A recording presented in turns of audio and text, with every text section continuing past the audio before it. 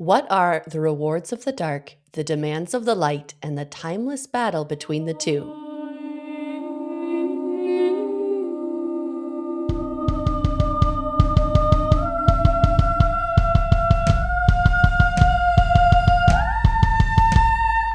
Welcome to Mythic Mirror, a podcast for fans of myth and fantasy who want to live a magical, fulfilling life. I'm your host, Mary C. Kehoe, And I'm your co-host, Carolina Carter. and we are talking about the book The Dark is Rising. Carolina, would you like to tell us a little bit about what this book is? Yes, the book was written in the 70s, set in rural England about a little boy who is turning 11 and discovers the world is much more magical and older than he initially may have believed. Ancient forces of light and dark are moving again. Ooh, very nice. Thank you. One of the things I first noticed about this book is the timelessness of it. We talked about this earlier, and you thought it was written later than the 70s. I thought it was written earlier than the 70s. And I think she was able to do that because the author, what's her name? Susan Cooper. She tied into some really like the timeless ancient folklore of Britain. So, she talks about the Wayland Smith, which I remember first hearing about in Puckapook's Hill in Kipling's book. And, it since I read that, or actually my dad read it to us as kids. So hearing it now in this book ties back into these like vague childhood memories of the fairy world of Britain, and I know that isn't going to happen for everyone who didn't, hear these stories growing up. But for those that did, it just adds this layer of richness and timelessness and reality to it. It feels very real to me. Mm-hmm. Yeah, definitely. It didn't feel like a modern fantasy at all. No, definitely not a modern fantasy. But when I first read it, I think I was probably 12, and that would have been in the early 2000s. And I remember thinking that it had come out recently while I read it. And it was interesting doing a reread now because I was kind of like, gosh, this is kind of scary for me to read when I was 12. But I think I was more scared reading it now than I was when I was 12. When the dark attacks, and the way that it attacks initially is it just sort of evokes emotion from him, where he just suddenly is so fearful.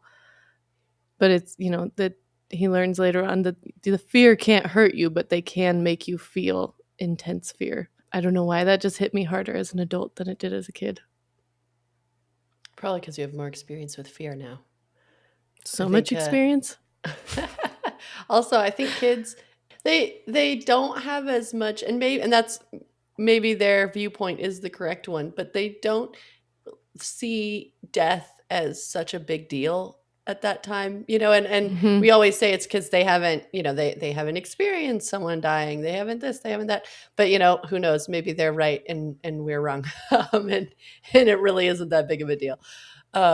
But I think that affects them. They don't get scared of the same things that adults get scared of. They definitely still have, like we talked about last time with the world of childhood and feeling all these things bigger. But it's interesting to see that it's different things sometimes. So in this book, he's 11 years old and he finds out he's an old one, which means, he's an immortal who's a guardian of the world to help, keep the dark from taking the world over. And it's interesting to see right along with he's entering into this battle, which has some very eerie moments and scary moments with the dark. But at the same time, they're celebrating Christmas with his family. And one of the things that I loved was that it showed how this celebration of light and life and love isn't ignoring the dark. It's part of the battle. It's you're not closing out the world in order to have like, oh, we're just going to have a nice Christmas and the dark doesn't exist. It's we are going to affirm and celebrate the light, and in all these ways of, the holly berries and the Yule log and the Christmas tree. All of these things have deep meaning, which, even if you're doing it unconsciously, it's still for the light. And, but if you're doing it with meaning, like we talked about last time, of finding these meaningful things to do in your life. Not all of us have a fireplace. You might not be able to do a Yule log, but finding something you can do, of we're fighting the dark in this way rather than we're ignoring the dark. Nobody's homeless, nobody's hungry, there's no war anywhere. Mm-hmm. We're going to have a nice Christmas. It's like, no, that is all happening. And that's why, whatever you're celebrating, whether it's Christmas or something else, it's that idea of affirming goodness, and that is a Right. magic. Yeah, and it's interesting how magic is used in this book as more of a preservation than it is of a creation. It's not like you're not making things fly around, you're not like using it to create anything, but more as a preservation of the light and a fighting back of the dark. And in that sense, the magic in this book has more of a sense of duty than like, oh, than a reward, which is interesting. I don't think a lot of books have that. Yeah, yeah. I think especially nowadays, the magic is more of a spectacle. It's you've got all these words you say out loud, and there's yeah, you're changing something, you're creating something, you're moving something, you're affecting the outer world. Whereas this magic, it's all inner, and yeah, Hmm. I don't think they ever do a magic that isn't having to do with battling the dark. Like that is all they use their power for. Right. Which is very interesting. And that you see that with the Walker character when you have, when he is first offered the idea of, working with the dark, and the mentor figure is talking to the main character about it. He's talking to Will, and he's saying, that he's going to be offered all the rewards of the dark, and the and he's just a man, and he's not able to hold the demands of the light. And that scene to me was one of the most powerful scenes in the book, of seeing someone who is so powerful, has all this magic, and yet he doesn't stop the person he considers his son from betraying him. He knows it's Hmm. going to happen because they move through time differently. So in some time that he's been in, it's already happened, and he knows that he just has to let it play out. And Hmm. because and I was thinking about this as as I'm reading it, I'm like, just go stop him. You see the witch, you see him, go and take him back out of there. But he has free will, and there's a certain, there's the debate of, is everything fate or do you have free will? And I think it's both. You are fated by your free will. You make a choice, and then because of that choice, there are things that are fated to happen. So he, the mentor, would not and could not take away the person he loved as a son. He couldn't take away his free will choice. And, Hmm. from the moment he knew in his eyes, even before the actual betrayal happened, he could see it in his eyes that it was going to. Right. And which I think is interesting because it never really says what the rewards of the dark are that are promised, but you do feel it when you're dealing with the main character and you're dealing with the other old ones, that the faith that they have is again a process instead of a reward. It's not like, well, we're going to do this and then we're going to rule over the earth, or we're going to do this and then we can take it easy for the rest of forever. We'll be rich. It's just that it is what must be done, and they do it, and then they do what has to be done next. And there's not really an end, and there's not really a reward other than the doing it, which is also very interesting. Yeah, and when the walker, the person who betrays the light, when he is given a second chance, when they're offering him, come back to the good side. And he just goes off talking about all the things that this man has done to him. You forced me to do this and that, and you forced me to risk my life, when that was all his free choice. He was offered the opportunity, and yes, there was a risk of losing his life, but that was he went into it knowing that. But then the idea that this man he looked at as a father would allow him to risk his life meant that he didn't love him so as enough, so then that is what led to the betrayal. And I thought another part where in my head the little voice is going, come on, say something back to him, because he's reaching out to him, and when like full love pouring out of his face, offering him, it's not too late, you can come back. You don't have to stay with these evil, forces. And he just starts rattling off the story he's told in his head of, you forced me to do this, you forced me to do that. And the mentor father figure doesn't defend himself. He doesn't try to logic him into like, no, well, that's not actually what happened, and he just keeps offering that chance and showing the love that he has for him. And he doesn't, out of his own like self-righteousness, feel the need to defend himself. He knows what the truth is, and he knows deep down this guy knows what the truth is. So he is focused on, no, this is your chance. Like that's what is important in this moment. And before we go any further, now is time for our Discworld Delight. We are going to give you a random quote from a Terry Pratchett book, and you have to guess what book it's from, if you can. You can put it in the comments, and we'll tell you next week if you're right. All right, so for our Discworld Delight this week, here we go. Jason suddenly felt the focus of attention. They're out there, said Carter. And we ain't got any weapons, said Tinker. A set of heavy brass bells hit him in the chest. Shut up, said Jason, and put your bells on. So, shut up and put your bells on. What book is that from? Let us know. But I also think it's interesting because what you said about he knows the truth, which I'm like, well, when he's rattling off the list of what happened to him, it's not that what he's saying isn't necessarily true.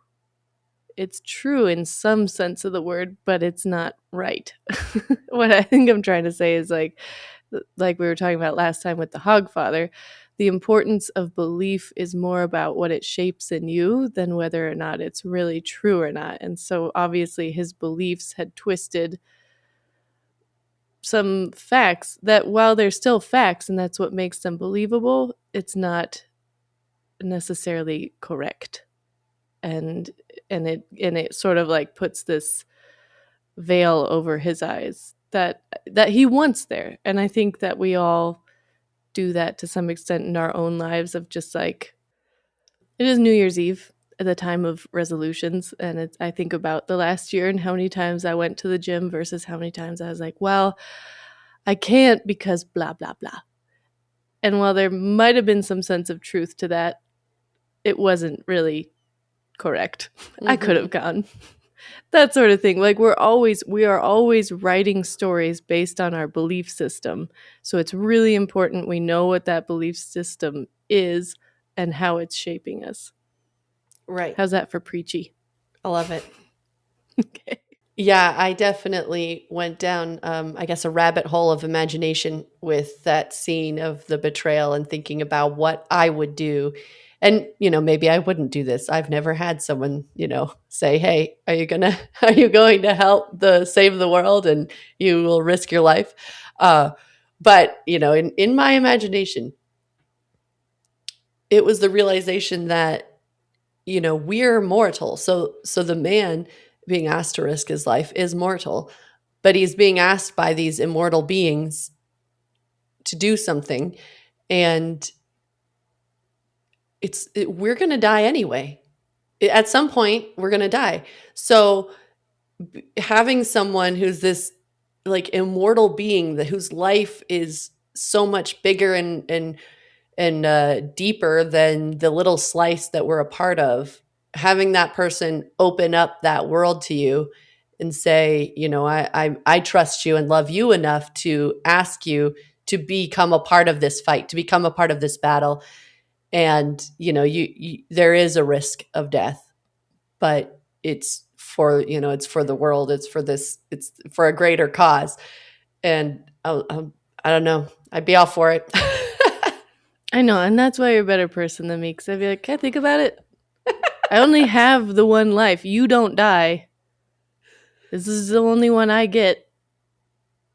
Just feel like we're being a little willy-nilly with that. Some of you may die, but that is a risk I'm willing to take.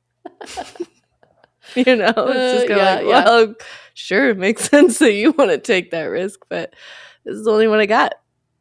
Yeah. Maybe it's the only one you got. Just a little devil's advocate here.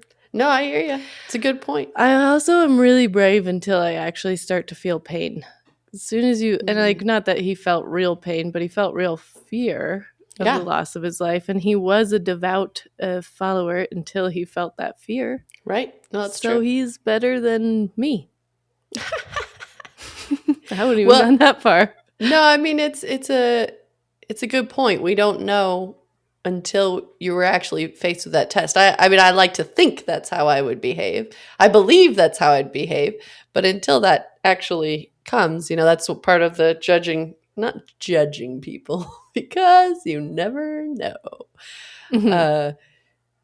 But yeah, getting back to the book, I did love how, like, we're talking a lot about light and darkness, and it sounds very spiritual, but in the book, it doesn't feel at all.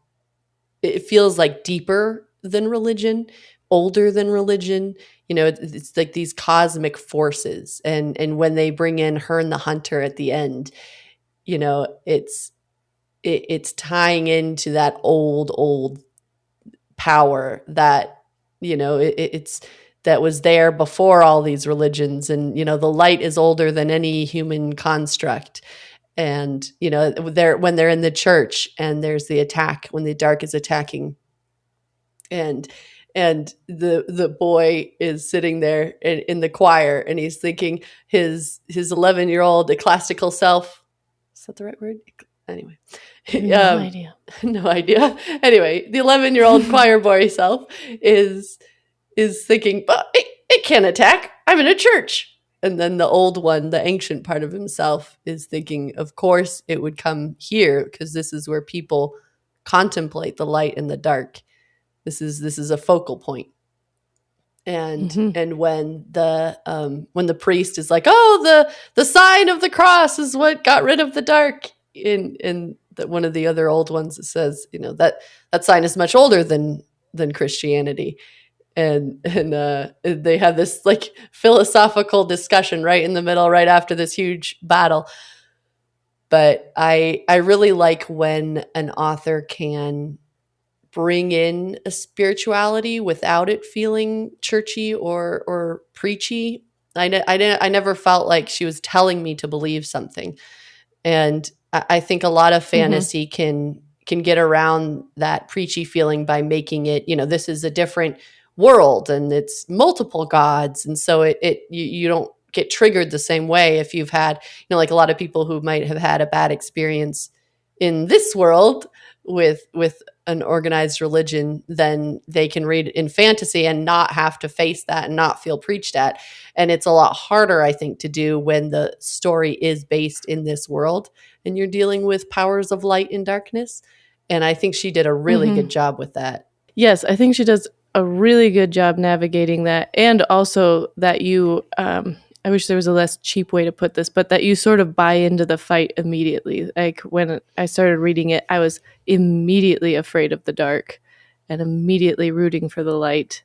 And just like I was caught up in it and I was scared and I was invested. Yeah. And then at the end, when that wild element of the hunt comes in, I love the part where he's looking at the face of Herne the Hunter, and he sees lines of cruelty in his face. He's looking at his face again, and he realized that the cruelty or the lines aren't of cruelty, but of just the unrelenting time, of like the unrelenting way of nature, which I think is really interesting, and it is a pre-Christian idea of nature and magic, in that sense of like it's not good or evil, it's what you make of it, and it is inevitable. Whatever you have put out, that will inevitably come back at you. The hern the hunter will inevitably hunt you down because of what you created, which I think is such a cool thing, because he is a kind of scary being. His hounds are white with red flaming eyes, and it definitely otherworldly, not very comforting. But he gives Will this little smile, and you just get the whole feeling of that, yeah, that inevitability of it, and it's impersonal. He isn't going for vengeance. It's this impersonal force that's just can't be stopped. That's interesting. Like a volcano. Yeah. Yeah, if you go out unprepared onto the mountain, you're not going to have a good time, and it's not because the mountain hates you. Right. It's just nature and the way that it is. And you can tell the way it is because of how it is. Wise words. Thank you. And to answer our original question, the rewards of the dark, you don't get what you were promised. The walker does not get the rewards that he was promised. He doesn't get to have the signs, and that isn't just the ancient, symbols and signs that they've been trying to find through the whole book. And it isn't because the dark loses. The dark betrays him, because that's what that force does. It uses you. And so that comes back to that idea of the heavy demands of the light. It's like the light is very truthful. That force of goodness in this book doesn't lie about what's at stake, what's going to happen. Yes, you might lose your life. Yes, these things could happen. And if everything goes well, it means we are more powerful for the next time the dark attacks. It's not like you said, it's not even the world's safe forever. It's we're in a better position for the next time. And right. So and we can banish it to the edges of the earth, but yeah, it may come back. Right.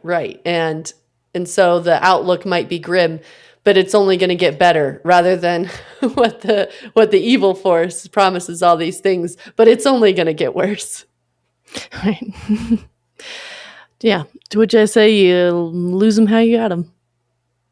If you betrayed somebody to get where you are, you will ultimately be betrayed. Yep. Yeah. When did you figure out, or when did you guess who the walker was? I never did. Not until they spelled it out for me. I was like, what? Him? Oh, that's funny. Well, I'll be. When did you? Probably about halfway through. Wow. Such good reading comprehension. I had a sneaky suspicion. Dang. My sneaky suspicions are always dead wrong. I'm like, what if the writer is actually the good guy? Nope, he's the bad guy. Whole time. Okay. I'm expecting twists and turns you can't even imagine. Yeah. And now, Carolina, before we go, what is your spark recommendation? My spark recommendation of the week, I think, creates the eerie magic that I felt in this book. So that is to go for a walk at dusk. Ooh, I like that. Thank you. All right. Mine it was Christmas this week. So mine The spark of joy that I really got this week was when we all gathered in the living room again. A lot of my sparks happened in the living room, I guess. Such a great room. We all sang Christmas carols before Christmas dinner, and just seeing the little 1.5-year-old nephew sitting on my cousin's lap and bobbing along to the music, and remembering, my grandparents having sing-alongs in that room. And it just felt so special. And the just it takes a little extra effort to create some of those special moments when it's a little outside of our usual behavior patterns. It would be easier just to sit around and talk, but you just make that extra little oomph of effort, and you can really have something super special. Yeah. Hopefully that didn't sound too preachy. Not at all. All right, so Carolina, take us home. I guess to sum it up, I would say this is not your usual cozy Christmas read, but it is a necessary midwinter read. Yeah, it definitely captures the midwinter. So next week we'll be continuing on with the Dark is Rising series. And if you have any books you would like to hear us chat about, leave us a note in the comments. We've added the ones from last week onto our list. We are so grateful to be spiraling through the universe with all of you. It's not always easy, but no good story ever is.